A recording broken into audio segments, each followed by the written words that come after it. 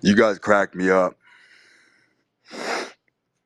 Ever since that little incendiary little polemic that I pulled on Manhattan, that little shit talking voice note, all the asbestos maxers are DMing me, sending me hilarious photos of them working inside their gerbil cages. It is a fucking riot. Some of this shit is so funny. It's so funny. Dudes talking about how they're fucking recycling their own fucking carbon in their high rises. One dude showed me a picture of his window trying to crank it open. He couldn't fucking open the window. Motherfuckers are just breathing in their own fucking DNA. Surprised some of these motherfuckers haven't reproduced with themselves. Inhaling your own fucking DNA follicles. Keep those fucking pictures coming. Shit's fucking hilarious.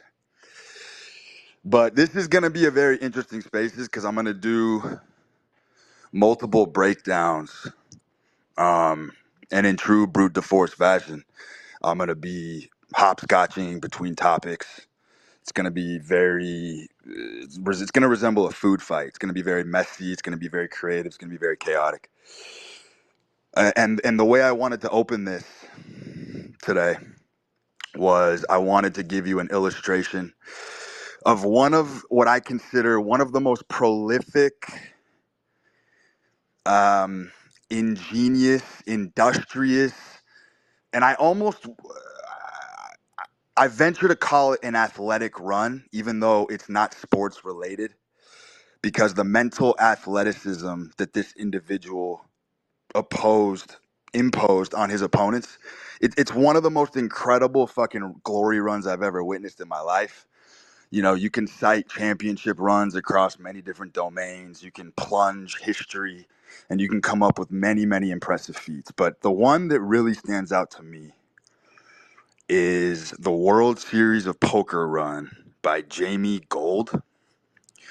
And I'm telling you right now, if you consider yourself a scientist of the human mind and the human condition, and you have any intrigue or fascination with the human spirit, and just the overall understanding of life and how all these archways and passages of time kind of coalesce in these nexus points where people throw themselves into eras and the tactics that they use to succeed are perfectly fine-tuned for the era itself. Like a lot of these success stories, these explosive stars that just rise from nowhere, it's a lot of it's luck.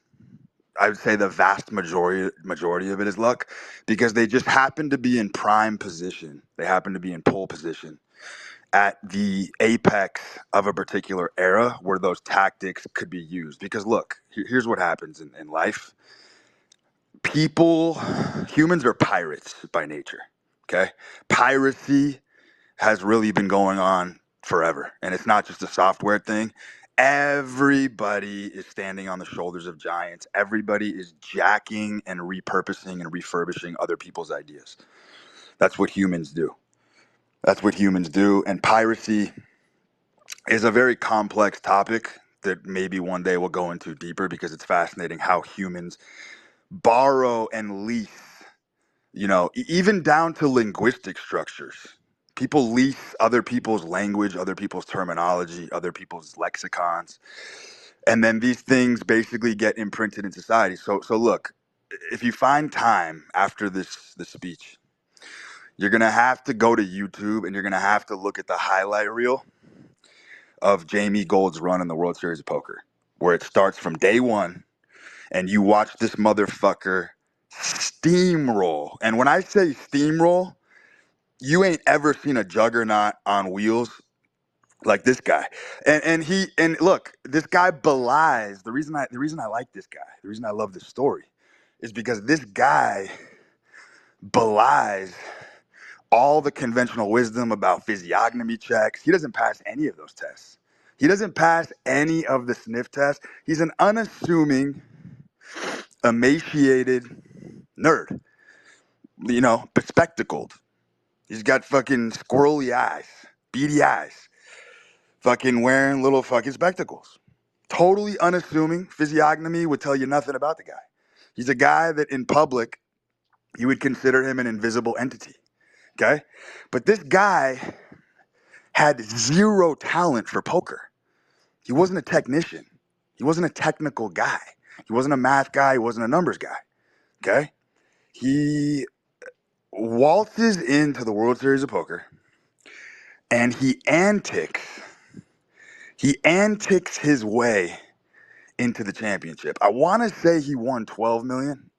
It might be 8 million. I haven't fact checked it in a while, but I'm pretty sure he took down 12 million bucks. And at the time, I want to say it was the largest. It was the largest jackpot ever in a World Series of Poker championship. He won it all, took all the marbles. Okay, on sheer antics, not a gamer whatsoever. He went completely opposite of all the theoreticians, all the game solvers, and he walked. And when I tell you he walked the boulevard into the championship basically unobstructed through mind games, enticement, inducement, getting in motherfuckers' heads, speech, freedom of speech, just absolutely crawling into the amygdala of his opponents and holding a power position there and taking the crown seat and implanting himself so firmly in his opponent's head that he would basically entice you into making horrific decisions. And that's what he did the entire game. This dude, you'll see in the clips, he's brokering miniature deals at the fucking poker table, which is like the gray area rules that this dude bent is fucking genius. It's fucking genius because what he did is he corkscrewed every gray eminence, every gray rule that was not technically written, but he had no etiquette. You know what I mean? All etiquette was out the window. He had zero fucking etiquette. He played the game like a fucking predator and he exploited it exceptionally. Okay? Dude's literally brokering deals at the table with other players, saying if you fold 2 hands from now, I'll fucking go easy on you. Shit like that. Classic mercantilism. Mercantilism. Who the fuck introduces mercantilism into a game of poker? You know what I mean? It's completely refractory. It's completely just turn the game upside down. That's what he did. And he fucking walked his way into the championship. All off of antics, befuddling people, putting people through fucking mental torture systems. The metagame, the game inside the game. The game inside the game. He wasn't there to play poker. He was there to play the meta. You know what I mean? Head faking you, juking you, fucking pretending to make alliances with you and then fucking breaking the pack midway through. Just complete fucking mental psychological warfare. One of the greatest, most prolific examples you'll ever fucking witness in your life. And I do believe, correct me if I'm wrong, they actually had to revamp the championship rules after that run. Like, I believe the following year, they had to clamp down and introduce an entire host of amendments to the rules in order to shut that type of behavior down. And so that's why I tell you, this guy was hovering at the crest of an era where he was able to exploit that shit before they shut it down. So yet again, it's a classic example. And I've always said this, one of my favorite tweets, and this was a metaphor, but it's not so metaphoric. In theory, it is, but in practice, this is a true thing. I have always told you guys that every nerd has their chance at the pulpit. Every nerd eventually gets called up into the big leagues. Every male on earth has the opportunity to go on their glory run. Everyone has at least one. I venture to say you have a lot more in the chamber, but everyone does have at least one fucking glory run. And it just depends how well you comport yourself when you're blessed with that opportunity. Every man has it. You know what I'm saying? And the metaphor that I used to drive that point home was I said, every nerd has a chance to throw the spear at the emperor, right? That's a fact. Every nerd eventually gets to take a shot at the king, to dethrone the king. And that's what this guy did. That's what this guy did. And let me tell you something, this dude wasn't Sun Maxing. He wasn't eating steak and eggs. Nothing of the sort. He was a pasty, skinny fat motherfucker. But just a razor sharp mental game. And he fucking pulverized the competition with head games. You know, he was playing a different game. They were there to play cards. He wasn't. He wasn't. And you can see when you watch these clips, you can actually witness the power that this guy was fucking wielding. This power was incredible. It's palpable. It's something that you can see right off the bat.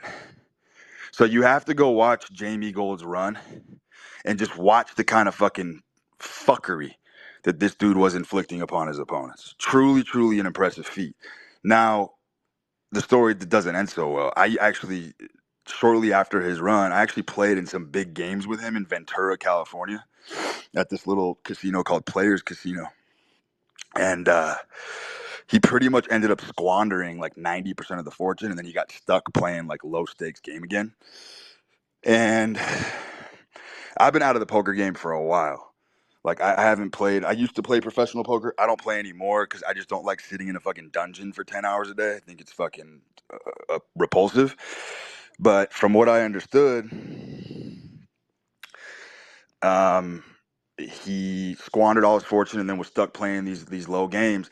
And my understanding in the poker community is there is nothing more brutal than being able to play in these huge games and then having to go rake back and claw back and go start from the low stakes games again and build back up. That just sounds like a fucking gruesome experience. But you know, things have a funny way of ending exactly the way they begin. You know, that's like just a universal law of life, that everything has an uncanny way of concluding itself the exact way that it started. And I think that the authorship of that story 100% confirms that that's true. High highs, low lows. And then I was thinking about that story, and then it led me to kind of think, because I've talked a lot about addiction. I've talked a lot about, as a man, the importance to a degree of embracing whatever your affliction is. Like every man is I don't even want to call it a curse, but every man is donned some sort of affliction. Whether it's an obsessive personality, there's some sort of disorder that nature bakes into men in order to create outliers. And then I started thinking about addiction, and I started thinking about, like, how do we grapple with these things as a society? People that are mired in a concentric circle, of their own filth, their own sort of ugliness. Like, how do we grapple with this? And I've come to the inescapable conclusion that there's only two true ways out of addiction. There's two genuine pathways. And I don't even want to call it out. I almost want to call it in, because both of them require, to some degree, leaning into it heavy and using it as sort of like an armored plating. Okay? Because look, if you do have an addiction to something, I promise you that's something that you will have to fight the rest of your life. It never goes away. You can only suffocate it.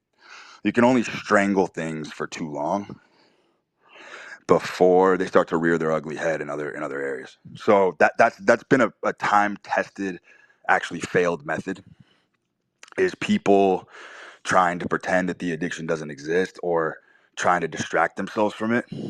All you're doing is plugging in the battery pack, and you're gonna make that motherfucker come back 100 times stronger when it rears its head. So you basically have two choices if you have any kind of obsessive personality or affliction. Okay. And I want you to understand this because this is important.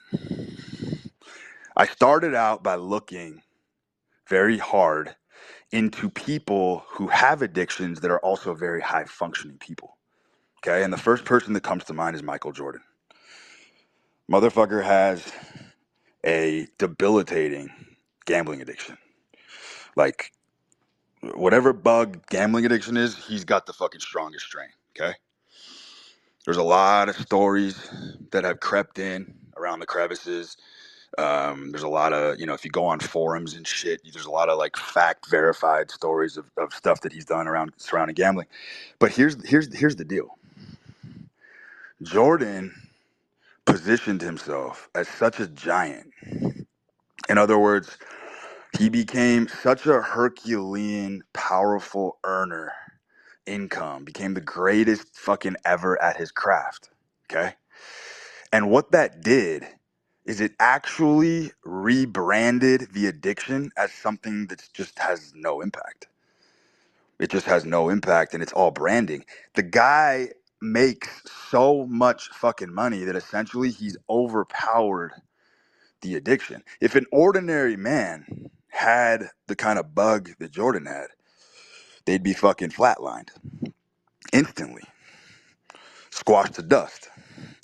But Jordan, and you can almost look, this is my personal theory, okay? My personal theory is that whatever pathology drives that man to gamble as hard as he does, his his basketball prowess and his basketball proficiency, I believe, was actually the defense mechanism to cover that up. 100%. So what I'm saying is, even though that impulse may have been germinating and it may have been very tiny inside him at one point, I do believe his talent and everything that kind of spurned forth from that was an ab reaction. It was a reaction to essentially eclipse that fucking force. And so now you got a billionaire who can fucking do whatever the fuck he pleases.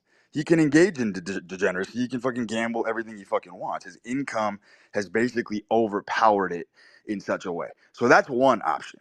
You either become such an income earning fucking prolific machine, a cash powered machine, to where you can basically survive whatever the fuck output you got. That's one pathway. And the other pathway is you consume whatever it is that's plaguing you so much, so often, in such high doses that you basically just consume its spirit. You basically just engulf the spirit, the very essence of the thing that you're consuming, to the point where it just becomes part of the mosaic. It just becomes kind of part of like the tapestry of your life. And now when you walk, it's just been integrated. It's been integrated. It's not something that you fight. It's not something that you resist. It's something that has sort of crystallized itself and kind of baked itself into the organism through intense heat and temperature and pressure. And then you, everything you do is sort of like a funnel to that thing that you're obsessed with. You know what I mean? Look, this plays out on a daily fucking basis. You have people who love to fucking trade. You got fucking gamblers. You got fucking crypto guys. You got guys on Wall Street taking huge shots. But a lot of these guys have set up these little functional mechanisms, like these other little income streams, to essentially feed the obsession.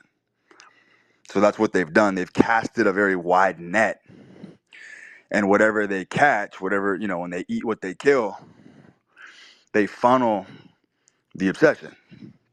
So basically everything in their life becomes a tunnel to the next lick. And that's how a lot of very high powered people operate. But where you get clapped really, really hard, is when you get caught in between one of those two modes that I just outlined for you. And you get someone who's addicted, but they're consuming aimlessly and they're consuming mindlessly, and they're kind of trapped in that middle. Those guys die real quick. They die real quick. They get clapped. They end up giving up the ghost too early in life. And that's just kind of, there really is no way out. There really is no way out. And I think that's a peace offering. That's not something that should, I think that's something that should feel alleviating to a lot of people.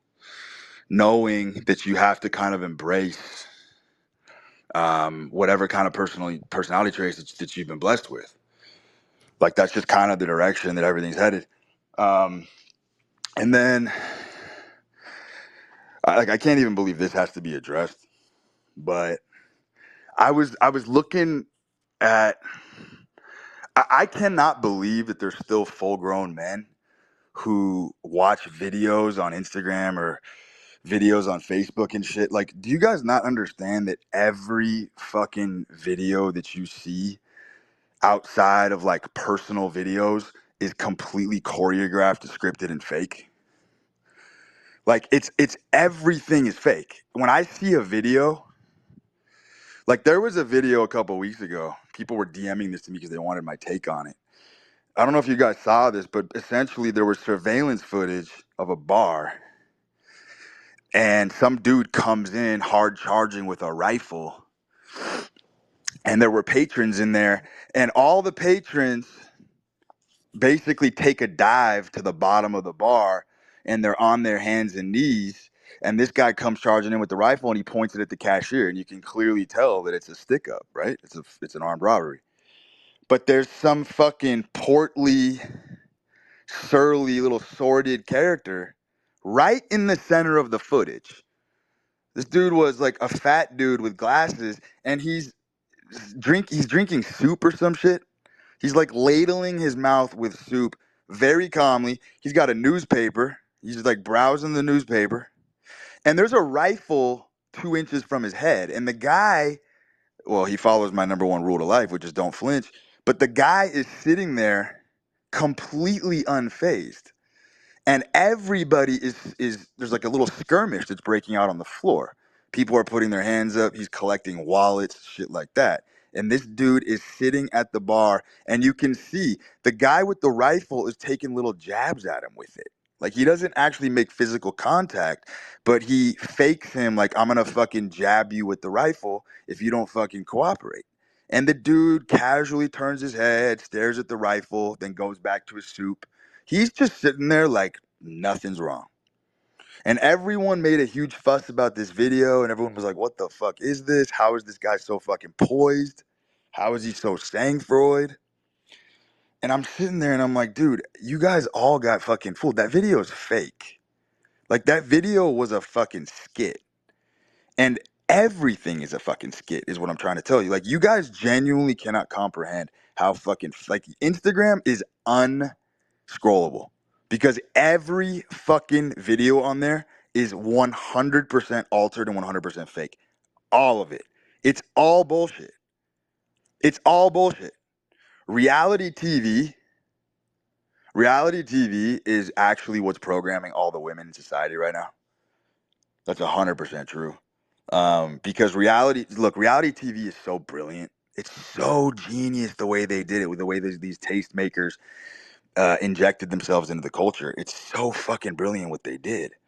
They've programmed all these young girls who watch the Kardashians and all these fucking reality TV shows, Housewives of Miami. You guys realize every squabble in those shows is 100% scripted and fake, right? Like, there's none of it's real whatsoever. They're actors. They're fucking F-list actors. It's all fake. And what they've done is the cultural engineering is so brilliant because basically, if you look at all of these TV shows, the theme is the same. It's just women disparaging men, condescending men, patronizing men, and cursing like sailors, and fucking philandering, and just doing all sorts of off the wall masculine behavior. And this is the modeling agency. This is where a lot of the youth and these up and coming Gen Z girls, this is where they're getting their inspiration from. They're watching these women conduct themselves in this manner, and they're framing it, and they're using it as the model and example of a relationship. And this is where it's all coming from. It's all coming from the Hollywood production system. And it's all fucking fake. Like, head to toe, I promise you. The weddings, the fucking the drama, none of it's real. It's all manufactured, it's all choreographed, it's all stylized. It's fucking yellow journalism. It's muckraking. It's fucking muckraking. That's what it is in its fundamental form. So, like, I have an embargo on this shit in my household. Like, no one that I associate with is even allowed to watch this trash in front of me, because I don't even want to walk around the house during the day if I'm working. I don't even want to hear this shit in the background. I find it that to be that fucking repulsive. It's fucking disgusting. Instagram is equally fucking appalling. Like some of the shit that people fucking believe on these videos that they see, it's just incredible. It's incredible to me how dumb the average person truly has become. No discernment whatsoever. It's just zero discernment, zero critical thinking to fucking figure out what's fake, what's real, what's true, what's not. Why is this video been perfectly constructed? What message are they trying to send me? Why was this video crafted this way? Why was it edited so fucking perfectly? Nobody seems to take this shit into account because I think people just want to be vegetables. I really do. I think people want to just be in a half-baked larval-like state, lobotomized, because I think it takes away the pain. I think it's like the syringe. You know what I mean? It really is kind of a sedative.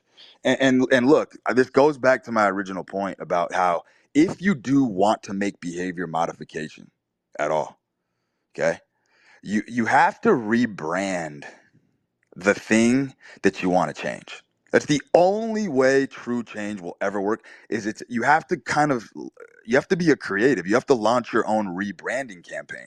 If I go on Twitter right now and I tell you cigarettes are a homosexual drug. Cigarettes are a sedative. They're not a stimulant. Cigarettes will turn you into a gigantic pussy. Okay? If I say that, then someone fucking piggybacks it. Then another guy piggybacks it. Soon you got 10, 20 of us telling it to you. How many motherfuckers by the end of the week on Twitter do you think are throwing away their cigarettes? I bet you all my fucking weight in gold tons of motherfuckers are throwing them in the fucking trash because that's how powerful a rebranding campaign is. All that is rebranding. It's taking the exact same element, flipping it on its head, saying a whole different host of attachments and attributes and assigning those attributes to it. And now everything's fucking rebranded. Now cigarettes are a fucking gay drug. Done. That's how fucking easy it is. This is all snap of the finger fucking witchcraft. That's how easy it is. So if you do want to make a change and you want behavior modification, you have to personally go into the belly of the beast and you have to rebrand the tools and the mechanisms that don't work for you. That's the only way to fucking do it. It's a rebranding campaign. And you have to bombard it until it sticks. Very difficult to do on your own, very easy to do if you're at the behest of a group of people doing it. Then it becomes very easy to do. Fuck. So look, let me give you. I told you this shit was just gonna be fucking flighty. We're fucking loop jumping right now. I will tell you something. One of the best indicators, by far, bar none, hands down, that a woman loves and respects the fuck out of you. You can conduct an experiment. This is a DIY home experiment that you can conduct, and I promise you, this has an 100% effective rate of producing the result that you want to see. It's 100% accurate. Okay. What you do is you wait till late at night while your girl's with you at your crib, and you order food to the house for yourself. She's not hungry. You order it for yourself. When that food gets delivered, you go sit at the fucking dining room table and you fucking open it. I am telling you for a fucking fact. You want nuance. If your girl goes and sits at the table with you while you're eating that meal, just because she wants to keep you company and be around you while you're eating, that 100% of the time is her communicating her undying loyalty to you. That is because women can't tell you what they really feel, right? They're never gonna, the woman telling you she's loyal means nothing. You want to talk about the greatest indicator on earth? There it is right there. If she's willing to sit with you while you're eating, she doesn't even want to bite, just wants to be around your presence. It's that fucking potent. It means you have an undyingly loyal woman by your side. 100% of the time. And if you fucking rip open that meal and she doesn't sit there on her own, I promise you there are some underlying issues. This one is fucking bulletproof that I just told you. It's bulletproof. It's fucking trans-denominational. It doesn't matter what your race or fucking creed is. This is a universal thing because when a man is in repast and eating a meal, that is the time for harmony and unity within the family. And that's when it comes out, because that natural female instinct to surround herself around that kind of energy and that kind of vibration is always going to get unleashed when that's happening. So that's a phenomenal one. And you can fucking cherry pick shit like this all day.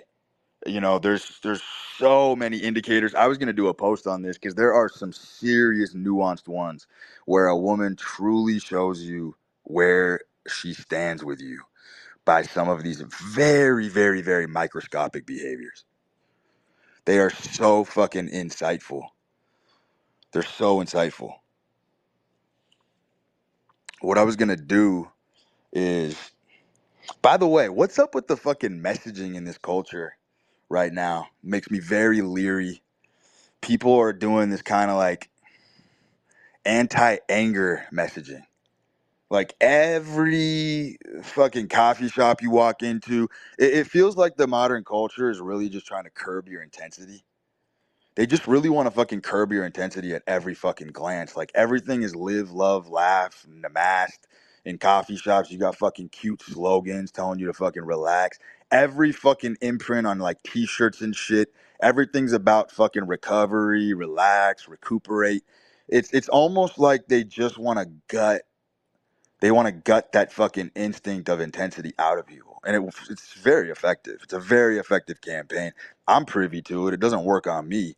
But I'll tell you something. Um, the the the response to that, the response to that shit is the this culture, this culture above anything else really, really, really wants to just create vanilla characters. Okay, that is the ding on siege. Like that is the essence of what is going on. They want vanilla characters, generic. They want everybody to be very fucking generic, and that's really just what it comes down to. That's why even in the mental health thing, people really fucking lambast any type of creativity or any kind of ingenuity or innovation in general. It just gets fucking annihilated. Because when you are front running or trailblazing any kind of curiosity that's leading you into a direction that maybe nobody else has written before, maybe nobody else has expounded on this before in literature or history, and you're kind of trailblazing a path, it's frowned upon.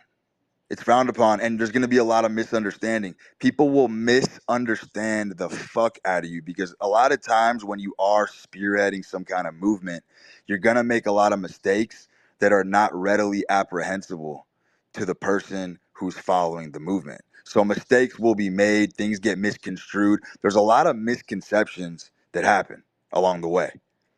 And then your job as a leader of taking responsibility for spearheading that movement is to correct that. Now, that might take a long time to correct, but it is ultimately the responsibility of the leader to correct that perception because a lot of decisions that are made by legionnaires and sentinels and infantrymen, people that are in the shadows of the leader, you know what I mean, that are acting in lockstep with whatever the agenda is, those people don't necessarily understand sometimes a decision that the person at the helm is making.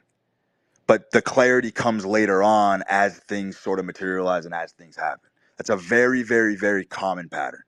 And I think that halts a lot of potential leaders in their tracks because a lot of leaders also want the gratification and the encouragement and the morale of the people that they're working with. And sometimes it's very easy to have them deflated and you lose that morale and people get demoralized because they don't understand the decisions that the leader's making at the time.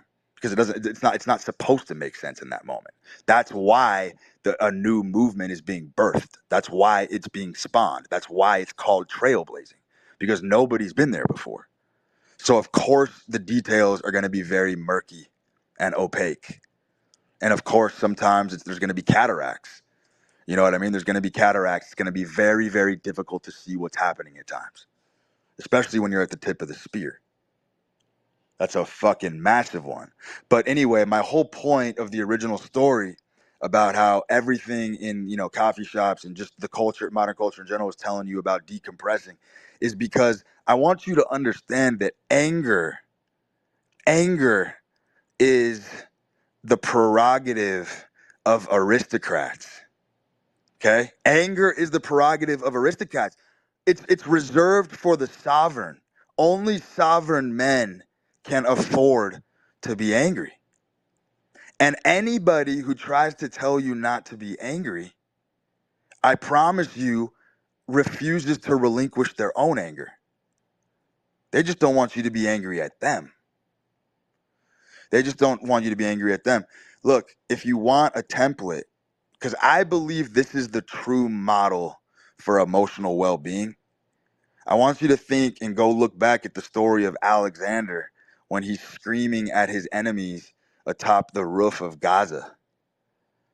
Like that story when he was screaming at the enemies atop Gaza, that to me is the template and the model for correct emotional well-being. Go take a deep dive into that one. It is 100% a prerogative of the aristocrats. Because look, God historically in every scripture sends his mortals into fury. Only his finest mortals, by the way. Only only the ones that he gives laudation and blandishments to. Those mortals are granted the blessing of anger to accomplish God's mission. The Iliad makes this very clear, by the way, that the savage, passionate emotions are the ones that authenticate and validate a man's existence as truth. So I think that you don't want to quell your anger. Anger, by the way, and I would say this 100%, it's a hill I'll die on, is the cleanest green source of energy on the planet. Anger is the cleanest green source energy on the planet. More structure, infrastructure, systems, cultures, dynamics, power dynamics have been erected from men harnessing their anger and applying it forward than any other emotion in totality. Combine every fucking emotion you want together. Nothing is more fucking righteous than the indignation of a man who's fucking angry and uses it correctly. So be very, very leery of any motherfucker who tells you not to be angry, because I promise you, the most dangerous people on earth are the hippies and the new age philosophers who try to brush everything off and tell you don't ever get upset, don't ever get mad. Be like water, right? The Tao Te Ching. Be like water, flow with everything they tell you. That's what they tell you. But they're wrong, because all of those guys, all those hippies that fucking pray with animals and shit, I am telling you right now for a fact, they have more anger brooding under the surface than fucking Mount Vesuvius. Those motherfuckers are one snap away from completely fucking losing it because they don't have a pressure release valve. So anybody who tells you not to be angry has a fuckload of anger beneath the surface. You can believe that. You can fucking believe that. That's why I've never jived with any of these motherfuckers, men who claim positive vibes only. What the fuck is that? So you're just you're gonna disobey that. You're gonna disregard the fact that there's a whole other half of the human animal that exists, and you're gonna tell me that you're a nature boy on top of it. You're primal. You're primal, but you're afraid to confront the savage, passionate instincts inside the animal. Makes zero fucking sense. Zero fucking sense. I was thinking about the Gregorian calendar. And how the common denominator of of a loser, people who stay poor the rest of their life, is one true thing. And it's really fucking genius the way they've just all these man-made constructions are so fucking enslaving in myriad ways. But basically, what I want you to fundamentally understand is the whole idea of paying rent on the first, bills due every 30 days, that is a trap. That that's meant to ensnare you. Okay? It's meant to ensnare you, and it's meant to get your fucking bear paws stuck in the fucking trap. And I'll tell you why. That's not how nature works whatsoever. That's not how nature works. And what happens is, especially in a modern landscape like this, when rent is due on the first, when bills are due every 30 days, everybody wants to hack the system. So everybody just coasts. You're just going to coast because bills are due 3 weeks from now. Why the fuck would I work harder? Why would I get creative? Why would I try to innovate? Why would I try to get a side income? It's due in 30 days. Not a big deal. It's going to catch up. You're going to get a paycheck. You're going to make it.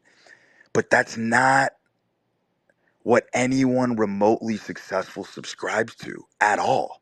In fact, it's literally the opposite. You know, when I was in my 20s, and I told this story before, I did an interview with Frazzle Dazzled on Twitter. He's a good dude. And one of my first interviews was with him. And I told this story. And this story somewhat put me on the map on Twitter. And I said, look, when I was in my mid 20s, I was so bored with the system. The system is so gay. It's not offering people anything. It's just offering you work enslavement. That's all it's offering. And so when I was in my mid 20s, I was so existentially bored and tormented thinking about having to work a job that I couldn't stand that I had to put the pressure on myself. I had to play mind games with myself in order to be entertained. Now, a lot of very, very, very successful people play mind games with themselves because culture is so gay. You do have to, like I've always said, you do have to create your own gauntlets. You have to create your own rites of passage. You have to implement difficulty settings. Like you have to spearhead this stuff because society's not going to give it to you anymore. Society is designed to make your life easier. And there's so much nuance to this. I don't ever want you to conflate the word easy with better. Easy does not necessarily mean better. Just because something makes your life easier does not mean for one fucking second that it's made your life better. Naval is the master of this. Naval has a bunch of different tweets and philosophies and little one-liners. Yeah, they're hard cutting. They definitely punch hard, but a lot of his stuff is about making your life easier. And I don't equate easier to mean better at all, especially not as a man. So what I did in my mid 20s is, and I told this story, is I decided, wait a minute, if I go check into a fucking luxury hotel, then rent's due every day, right? It doesn't matter if I'm broke. That's irrelevant. It doesn't matter what my financial status is. It doesn't matter what my station in life is. If I live in a hotel, rent is due every day. If I don't show up tomorrow and present cash to the front desk by 3 p.m., I'm kicked out on the fucking street. But a loser doesn't think like this. So I gathered up 3 days of a hotel room. I gave myself a 3 day head start. I said, I'm going to check myself in this fucking hotel room, and I am not leaving this hotel room until I have amassed a worthy amount of bread. I don't give a fuck what it takes because I have to perform every day now. I have to eat what I kill. I have to make a sale. I have to make a sale. I was doing drones. I was doing watches at the time, luxury watches. I have to sell today because if I don't sell, I'm kicked out. I'm homeless. And I'm not taking the easy way out. I'm not going to my fucking seedy little apartment where rent's due every 30 days. It's too easy. It's too easy. Men don't do jack shit when things are fucking easy. They don't. Everybody's a biohacker. You know, biohacking is such a gay fucking word because it's innate to the human organism. Everyone's a fucking biohacker. Everyone's looking for fucking shortcuts for equilibrium. Everybody's naturally gonna fucking do that. So if you give a man a fucking inch, he'll take a mile. 30 days is fucking bullshit. That's way too much time. That's why nobody accomplishes anything. So I fucking said to myself, look, I'm in my mid 20s. I'm sharp. I'm fucking brusque. I got all this fucking energy. I need to fucking ramp this up. I need to throw a lot more pressure on my shoulders so I can fucking grow from this and turn myself into a fucking behemoth. And that's what I did. I checked myself into the hotel room, and I cannot tell you, knowing for a fact the next day I had to get money deposited at the front desk, turned me into a fucking monster. I had to make sales. I didn't have a choice. I needed it more than you on the phone. You were on the other end of the phone telling me no, but I needed you to say yes more than you needed to say no. Who do you think wins that equation? Who wins the equation in sales when you want to say no, but I need you to say yes more than you have to say no? Who wins? Tug of war, right? Tug of war. Who wins that fucking war? I do. I do every time. So I would get up in the morning and I would be frenetic. I would be completely out of my mind frenetic. I have to make a sale today. I got to recruit other motherfuckers. I got to keep my guys sharp. I got to fucking hire a motherfucker. I got to stay on top of his ass. I got to whip these horses. I got to get these horses in the stable. Now I got to race these horses. All sorts of fucking crazy shit. And you speed up the fucking time frame. And then all of a sudden, and look, this is not going to work for 90% of the world. Okay. A lot of you are going to live vicariously through this story, but it's not 90% fall flat and are probably booted by the end of the week. But for the truly dedicated and committed, and frankly, sick and twisted, because like I've always told you, you do have to be a bit of a sicko in order to make it in this life. These mind games that you can play with yourself can 100% bend reality and time. Now I'm warping time. There's no 30 days means nothing to me anymore. It's on a day-to-day basis. And what happens is because I was living on a day-to-day basis, I was also free. There was an emancipation and a liberation in that style of living because I knew I could lay it all on the line every day. You know what I mean? I'm waking up, I'm feeling the entire pantheon of emotions. I'm living the emotions that would ordinarily take an entire life cycle to feel. I'm going through all of them, the full gradient, the full spectrum on a daily fucking basis. I'm going from despair to sadness to melancholy to felicity to fucking absolute fucking joy to being petrified. I'm going through the entire pantheon of emotions on a daily basis. There's nothing to hold back anymore. I'm responsible for myself. No one's bailing me out. I gotta make a fucking sale. I'm a young guy. I can fucking accomplish this. Long story short, I ended up living there for 6 months without leaving. And by the end of the 6 months, I amassed a fortune where it was too easy.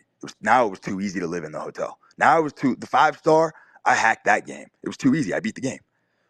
I beat the game. Just like a fucking solver. Just like how every game eventually gets beat, right? Poker's dead. The margins have been squeezed in poker. Poker's done. The solvers, the math guys figured it out. That game's been hacked. They now know all the fucking correct moves. There literally is a textbook correct move for every fucking situation that can arise in poker now. So the margins are squeezed. There's no money in it. Yeah, a few of the top guys are still killing here and there, of course. But the common guy can't walk into a poker table anymore and play like it's the fucking gold rush. That frontier is done. Dunzo. Banished because every game gets solved. Chess eventually be like that. AI is eventually going to solve chess. It's going to be boring. No one's going to give a fuck about chess anymore. Games are meant to be broken. The games are meant to collapse upon themselves. And that's why I'm telling you, you have to be the author of your own game. I created my own game. I beat it. It was too fucking easy after a while. Then I had to move on to a greater challenge because I had too much money. I was sitting in the hotel. I could have prepaid a year after a while. I'm selling watches. I got a big fucking sales team. These guys are selling. We're all selling. We're all hustling, bustling, stacking money. I beat the fucking game. Then you have to impose and you have to levy a new game upon yourself in order to get that challenge and get the experience. Because life's not going to give it to you. Life's not going to give it to you. Life will give you a fucking, what do you call that gay thing? A fucking soul cycle or fucking Peloton? Like that's the type of shit society's offering you. You can fucking bike ride stationary in your fucking living room. Like that's a lame game. The society's not going to offer you these fucking these structures. You have to levy them on yourself if you truly want to get to the next level. I'm telling you, men do not change unless they have to. It's never going to happen until the floor is dropped out from underneath you and you genuinely have to perform and fight for yourself and stand up on your own 2 feet as a man. You're not going to fucking change a fucking thing because you have to understand we're wired for homeostasis. The organism biologically is wired to do as little as possible. But then you don't create a giant. You know what I mean? You don't get a Saddam Hussein. You don't get a fucking Donald Trump. You don't get any of these figures unless you disobey homeostasis and try to stay there for as long as you can. That's the key. Look, I'll tell you something. Stress, I'll tell you one of the biggest lies that I've ever fucking heard in society is that stress kills. They say stress kills. That's a total fucking fabrication. I have never seen in my entire fucking life, I've never seen one example of a man who was in charge of his own stress, meaning he imposed it upon himself, that aged anything short of beautifully. I mean, the most stressed out guys that have tyrannical pressure on their shoulders every day always fucking look amazing. They fucking look incredible. Their skin's always glistening. They always got a dense head of hair. They're fucking always fucking filled to the brim with fucking energy and salubrity. And then you kind of reverse it and you're like, wait a minute. Look at the reality of the situation. Look at all the lazy fat fucks that don't do anything and have no stress. They age horribly. They age like fucking spoiled milk. They look fucking terrible. They look like rat fetuses. They look fucking awful. There's no doubt in my mind that stress is the fountain of youth for men. It has to be. But here's the nuance. Here's the nuance. As long as the stress is not imposed by somebody else, meaning you are not a slave to somebody else's structures. I do think that stress is chronic as opposed to the acute stress of running it yourself. If you are a man who does love the heroic mission and you do want to levy the stress upon yourself, meaning you're at liberty, you are freely choosing to put yourself through the stress, you age like a fucking boss. Many such examples. Many such, even people who don't even have a good diet. Like Tate doesn't even have a good diet, but Tate's my age. Me and him were born in the same year. Dude's fucking aged wonderfully, looks healthy, but he's lived an extremely fucking stressful life. He's had a lot of fun. I've lived an extremely stressful life. I've been under chronic stress for like 17 years to the point where I don't even know how to relax. I don't want to relax. I have zero desire for peace and relaxation in my life. Zero. I don't give a fuck. I've been under chronic fucking stress, but I've aged extremely fucking well. Like my vitals, my fucking vital signs and shit, my aura, it's all correct. It's all correct because I'm living in harmony with my true nature. And that's what I want to tell you. So it's funny. People are like, well, Brute, what about your aorta? Don't you think your aorta is gonna give out? Fucking aorta is gonna give out. What the fuck are you talking about? If that was the case, I would have been dead fucking 10 years ago. Instead, my vitals are just getting better. They're just fucking getting better. Yeah, my fucking temples are grizzled. I got fucking gray hair. I've been graying since I was 19. I don't give a fuck. I don't give a fuck. What kind of man are you trying to fucking dye your hair? I said this on the last spaces. Like that whole rugged individuality that you guys picked up from Michael Mason Porfirio.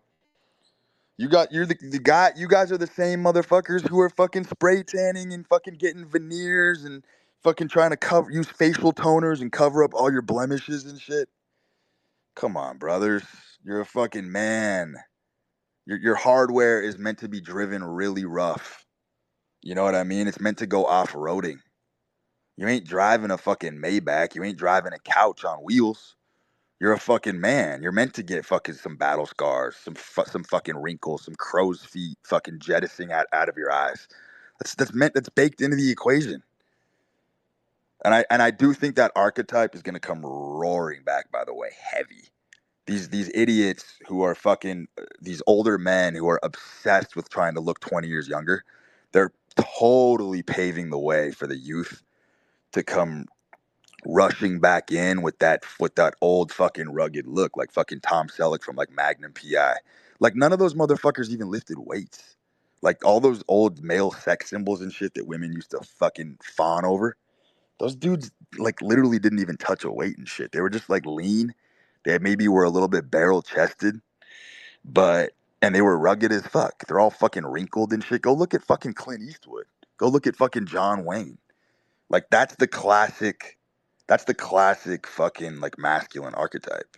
And we've strayed very far from that shit, which is gay as fuck, by the way. super fucking gay. It all goes back to the confidence of just rocking what you got. You can't beat that shit, fellas. You can't beat that shit. You cannot.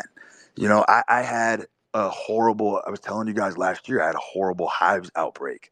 I had an allergic reaction to raw dairy, and I had a horrific case of hives. I looked like a leper. I had fucking hives from head to toe. Head to toe.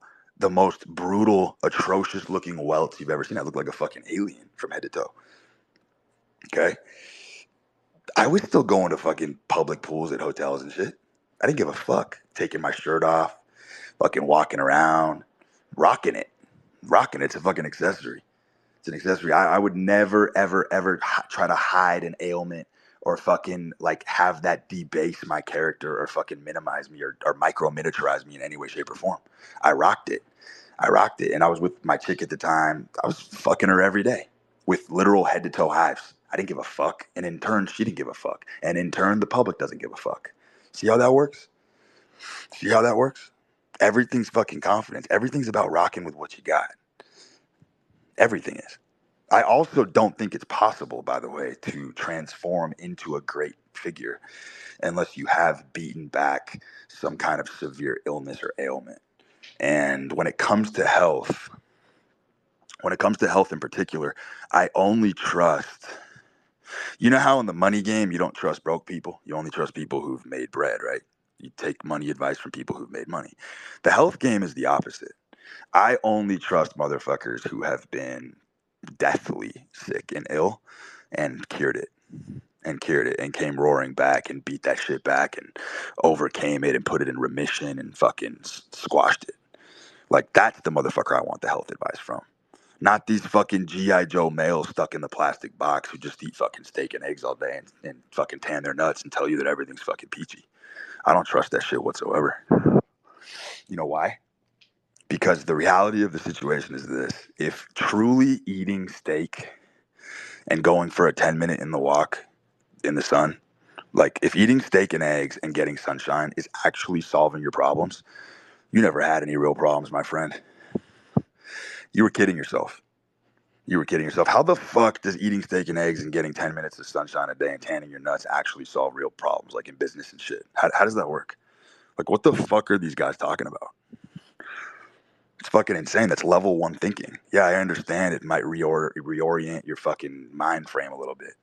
But if like literally tiptoeing through the fucking daisies and doing affirmations and doing these little rituals and shit and eating steak is solving your problems, then all your problems were in your head. You don't know what real problems are, my friend.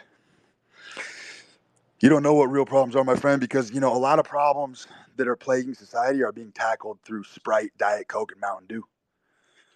There's motherfuckers that are jackhammering problems down to the fucking core that are drinking Mountain Dew right now.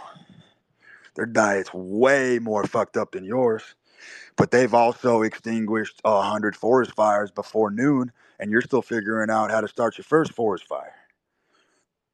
You know what I mean? So the level one thinking on Twitter, I do have a strong suspicion that's going to die very soon. All these health accounts dedicated. By the way, there's just something very feminine about being a dedicated health account. Like, as a man, I'm just, I don't know. I don't jive with the healer shit at all, like whatsoever.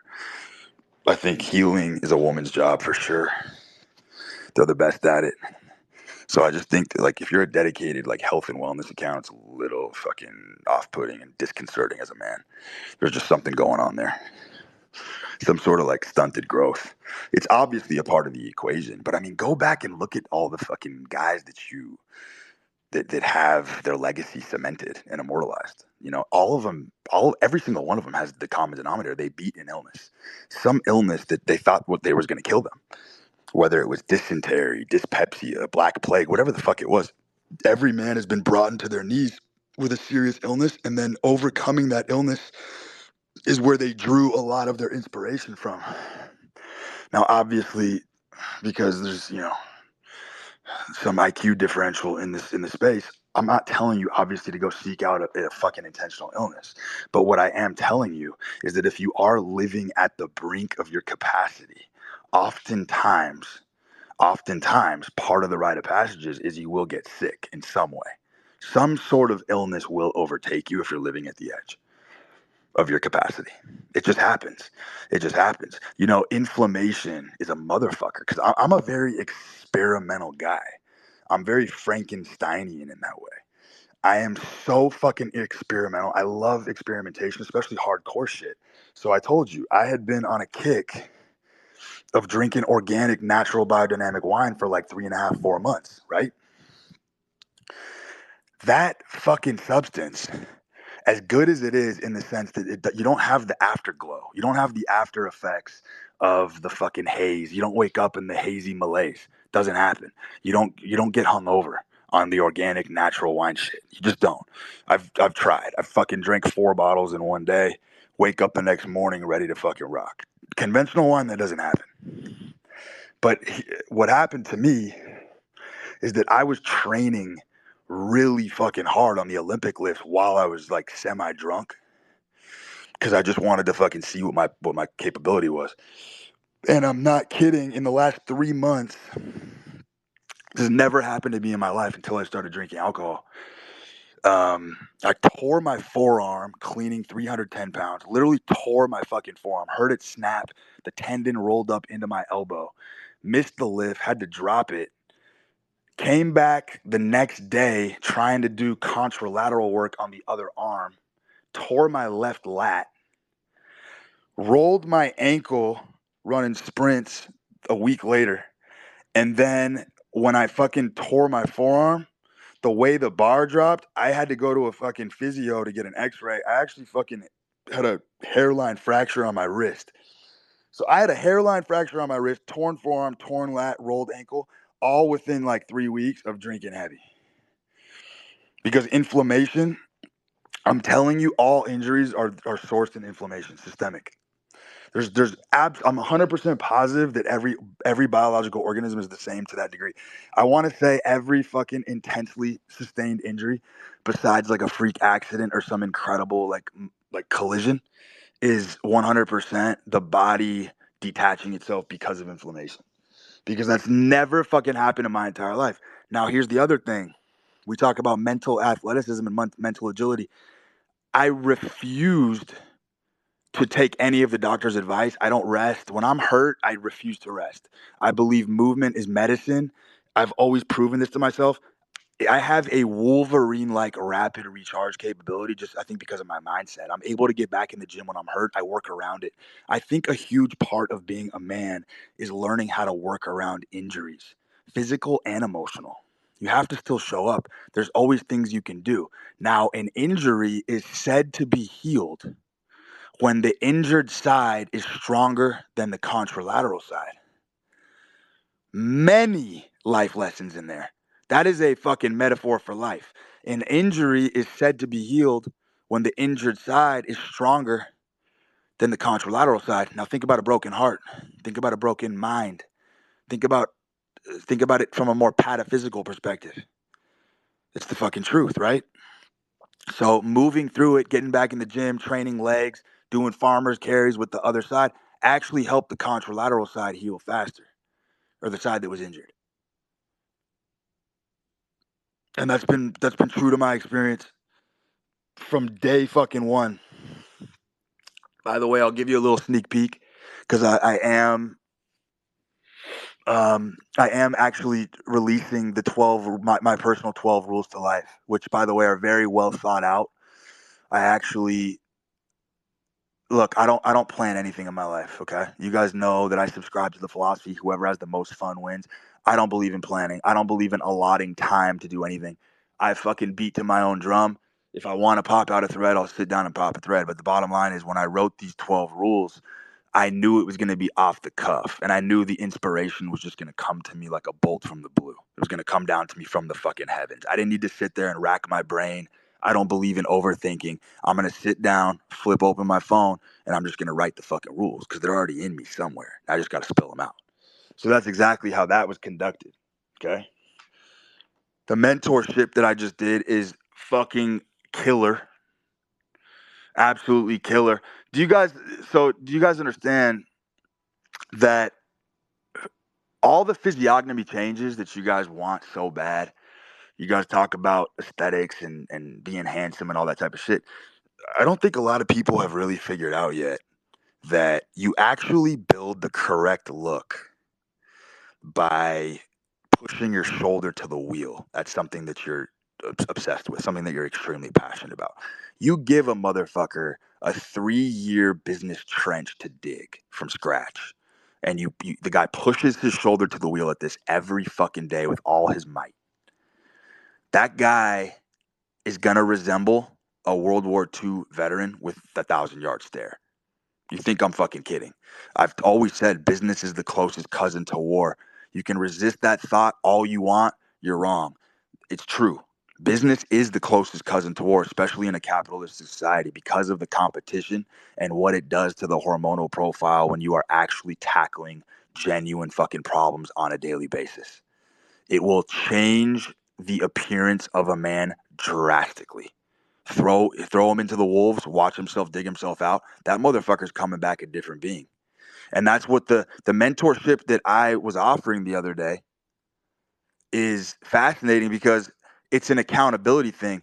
It's the only way a man can change his life is by changing the way he looks at things, by the way. I've always said this. You cannot change your character and you cannot change your DNA. The only thing you can change as a man is the way you look at things. And when you change the way you look at things, everything fucking changes. So perspective does matter. You look at things from a different lens, you've changed your life. You've changed your fucking life. So what I'm doing right now is I'm getting ready. I got the fucking docu-series prepared. I got the fucking book ready to launch. I'm also about to do the in-person. I'm doing an in-person 3-day, don't want to call it a fucking retreat because that's not what it is, but it's a deeply, deeply intense immersion experience where I am going to have your attention for about 72 straight hours. And it's going to be very exclusive. It's going to be very expensive. It's probably going to be like 25 or 30K a head. But basically, you are going to sit with me and I am going to basically put on the greatest sales clinic of all time. That's what I'm going to do. You are going to fucking twist my brain, and I am going to break down the exact fucking psychology behind sales, behind raising capital, behind all the shit that you guys know I'm fucking exceptional at. I'm going to show you how to speak. I'm going to show you tone. I'm going to teach you fucking everything that I fucking know about sales, because that truly actually always has been my forte, and I've never read a fucking book. It's just innate. But I've been able to go to the distillery and break these concepts down. You know, the guys that have gone on these heroic missions with me, the guys that have gambled, you know, a lot of these guys within a 5-month period, their fucking voice octave completely fucking changed. Like I could tell the hormonal uptick in the regularity of their hormones completely fucking increased. Like I was talking to a boy when we first started, and then at the end of the 5 months, because we went through it together, I'm talking to a fucking man with hair on his chest. The way they talk, the way they're assertive, they fucking start borrowing the lingo. Just the way that they fucking conducted themselves. I could literally watch the in-person transformation, because everything's about skin in the game. Everything. Everything is about putting it on the line. Not all on the line, but everything is about putting it on the line. And you have to have blood equity. Fuck sweat equity. You have to, there's bloodletting involved. That's why it's the heroic mission, because it's a blood offering. It's a blood offering. And so watching this transformation, watching some of these guys come out of the tunnel, come out of the barrel on the other side, and watching them become a man. And look, these guys, some of them were fucking disheveled. I've been disheveled. But a man is at his very fucking best when he's disheveled. This is what I'm telling you about. Like, a man should always be ready to go. Like, a man doesn't have to get ready. A man stays ready. Getting ready is what women do. Women have to get ready to make an appearance or to go on a date. Men don't do that. Men are always ready. If I'm in a fucking robe, it doesn't matter what I'm wearing. If I'm wearing a fucking bathing suit and I need to go somewhere, I'm jumping and I'm going. There is no getting ready. It's not a fucking performance for men like that, because you are the product. So when you show up on the scene, you're already fucking pre-packaged. You are the product. Nothing I'm wearing is the fucking product. I don't need to get ready. I don't need to fucking do my hair. I don't need to fucking comb my mohawk. I don't need to do that shit. My grooming is so fast and fucking leisurely. Get a haircut once a week, boom, leave it alone. That's that. Men don't get ready. You don't have to get ready to go on a date. And if you do, the longer it takes you to get ready for a date, the more you check yourself out in the mirror, the more you fucking shine your shoes, the more you make sure your shirt's ironed, the longer it takes you to get ready for a date is inversely correlated with how well that date's gonna go. And I fucking guarantee you that. The faster you get ready and the faster you're there, the better things are gonna go because it means you're in flow and it means you were already fucking ready. There's no fucking rehearsal. Men are ready to pounce at all fucking times. Do not forget that. So I'm going to drop these 12 rules to life. I'm also opening the in-person membership. Is going to be sick. I think we're going to do it in LA. And it's going to be very exclusive, tight-knit community. But I am going to go really hard on you guys in that one. Really fucking hard. The mentorship, I'm taking on a couple more spots. I sold 8 the other day. That's a $20,000 mentorship. DM me. I will go through. I have actually a visual landing page that I can link you that shows you exactly what it offers. But basically, it's till the end of summer. So you're going to have me in your pocket till the end of summer. And I will field and change your perspective on. We can fucking tackle any fucking question that you have. Nothing is off limits. It's a completely uncensored, immersible experience. So hop in there for that and get ready for these 12 rules to life. We got the docuseries dropping soon, plus the book. Things are about to get really fucking wild. The book is a tell-all, by the way. Things in that book are going to absolutely blow your mind, of just where my perspective and where my philosophy was molded from. Stories that you've never heard that are original and original to me. So yeah, we'll talk soon.